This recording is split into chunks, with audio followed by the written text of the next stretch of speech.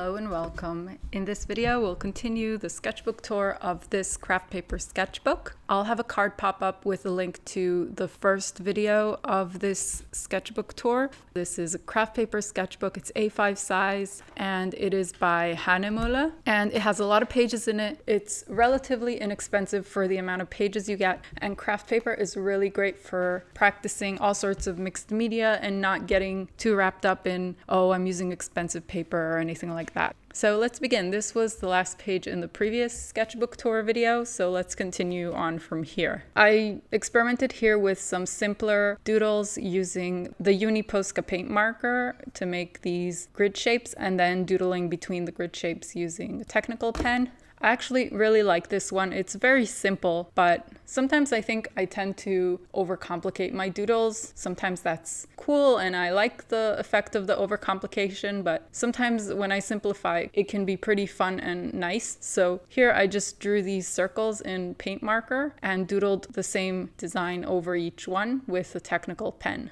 The great thing about a paint marker is that it's opaque, so even though the paper is dark, when you put the color on this paper, it's still vibrant, as opposed to, for example, an alcohol-based marker or a water-based marker, which is not opaque, and then it'll look dull on craft paper. This one, I think I was thinking about regression to one's childhood and just having fun and not worrying, not judging so much, not being so critical of one's self. Like I said in the first sketchbook tour, that kind of sentiment comes and goes. Sometimes I feel free and happy when I doodle, and sometimes I just feel so self-judgmental and critical and stuck. So comes and goes.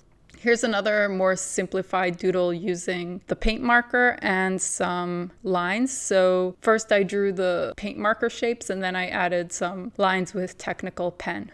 This one's also pretty cool, I think. I drew, I guess, just these purple circles. Then in each one, I doodled a different shape. And then I filled in the negative space while leaving some padding around the shapes in orange paint marker. I really like how the orange looks a little bit like in printmaking, sort of as if it was like a print that someone laid down on this page. Here's another one where I first laid down some squares with rounded corners and then doodled a simple shape in both technical pen for the black, and I guess this is a Souffle white gel pen for the white. Here's another very simple doodle, but I think it's cute. It reminds me of mushrooms. I drew the half circles with the paint marker, then I added these circles in them with the Sakura Jelly Roll Souffle gel pen, and then these lines with technical pen. I was saying in part one of this sketchbook tour that I was trying to get away from having a center shape and growing out of the center shape in terms of composition of my doodles. So here again, I can see that I started with some sort of a center shape and then worked my way around it. What I do like about it is that it looks a little bit like collage because of these pieces. It looks like I took a piece of paper with this pattern on it and then cut it up and pasted it. Here's another super simple, but I think it's a fun design. The paint markers I have is a pack of 12 colors, so there's a limit to my color palette, but that's the great thing about acrylic paint is that you can mix colors, and with a paint marker, you're more or less limited to the colors that you buy. This is a fun one. I made the circles with paint marker, then doodled over them with the white souffle, and I see that with a blue glaze, and then doodled around them in yellow souffle. The yellow seems to be as if it's fluorescent, but it isn't. It's nice. I like it. Reminds me of lemons. This one, I don't know what I was thinking. I guess I was feeling pretty confident and just went for it, but I don't know if I love the result.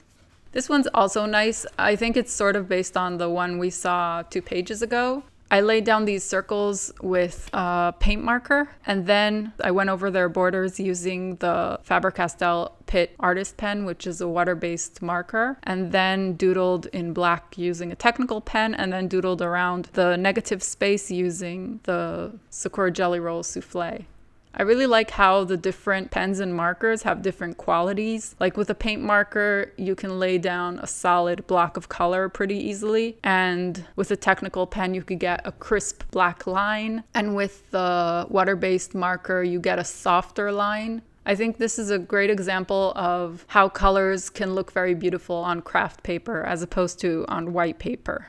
This one's pretty fun. I guess I decided on some sort of subset of a color palette for each one and repeated the colors and doodled a very simple doodle in them. I think these kinds of designs, these simplified designs, would work great for like a mug or a box or a cover of a notebook, something like that. This one is similar to something I did in a previous sketchbook. Just drew these teardrop shapes and then doodled inside of them and filled the negative space in black technical pen. And some of them I painted with paint marker.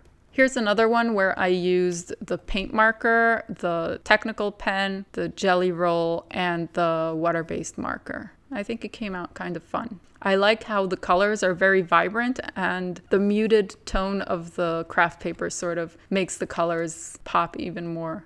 Here's another simplified doodle. I made similar shapes in a previous sketchbook and I guess I remembered them and wanted to experiment with them a bit. And here's another one that was fun to do. You can see that I just laid down some oval shapes in several colors and doodled in each one, a different doodle design on each color. Here's another simplified doodle. I laid down the paint marker and then I filled in the negative space in pink. I like it, but I think it would have looked nicer if I'd have used a color that has a stronger contrast with the craft paper. This one reminds me a little bit of fur of a leopard. It looks to me as if I cut out pieces of paper with this pattern on it and pasted it, so that's pretty cool.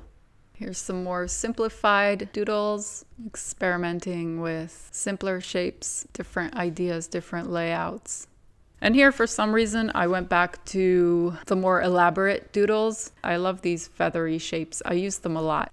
Here's another of the doodles where I fill in the whole page. Here's another one which is more like a pattern. It's sort of back to having the simplified patterns and then putting back the more complex and noisy doodle shapes.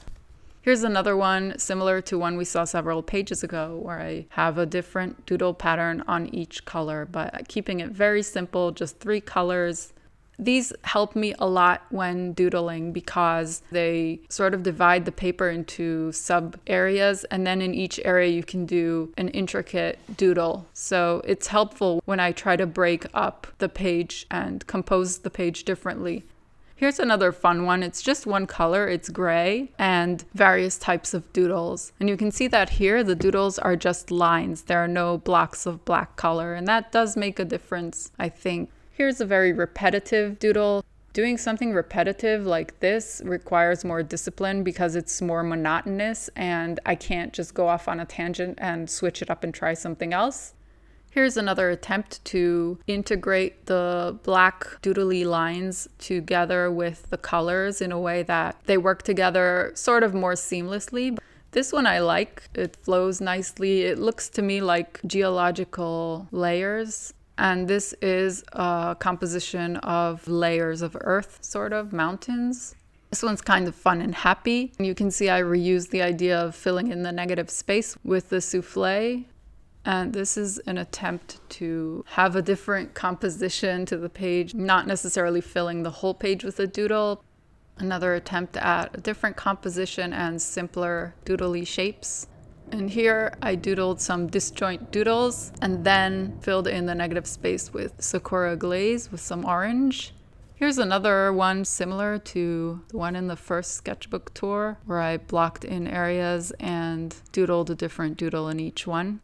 This one's pretty neat with the white gel pen and filling in some of the negative space while leaving a padding of paper around each one.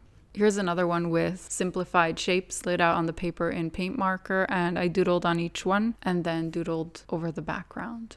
This one looks like something I started and didn't finish because I didn't feel like repeating the same shapes over and over again.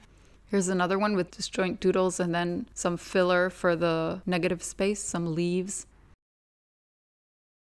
And here I started using acrylic paint. I dabbed on some white, some pink, and some gold acrylic paint, and then I doodled over the whole page.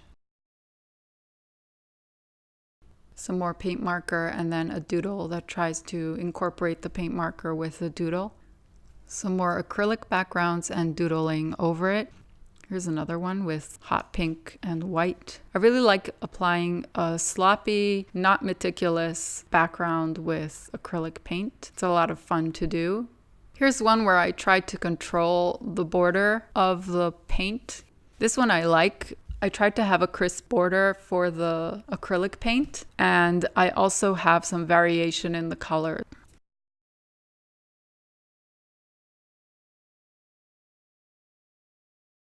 Here are some fun pages where I use the same acrylic paint more or less in both pages. So it's got some yellow, some red, and some white. And here I left some of the background uncovered with acrylic, and here I covered the whole background. And then I doodled something that looks similar on both pages. And here's sort of a similar idea where I used the same acrylic paint color, but in a different way. I listen to audiobooks, and oftentimes I write some phrases or words that they're using or they're saying in the book as I'm doodling. I tried to lay down the acrylic paint in a way that the colors are mixing but not totally mixed. These are Liquitex professional paint markers. They're different from the Uniposca. You can see that they're shiny. They're more of like a plastic finish. I just got a couple of new ones when I made this doodle, and then I was a little bit disappointed with the colors I chose. Here is the last page in the sketchbook where I used those same new paint markers and also gold acrylic and white ink using a dip pen. And that is all for this sketchbook. Thanks so much for watching. I'd love to hear what you think, which pages you liked. If you enjoyed this video, please give it a thumbs up and consider subscribing if you haven't already. And I will see you next time. Thanks for watching.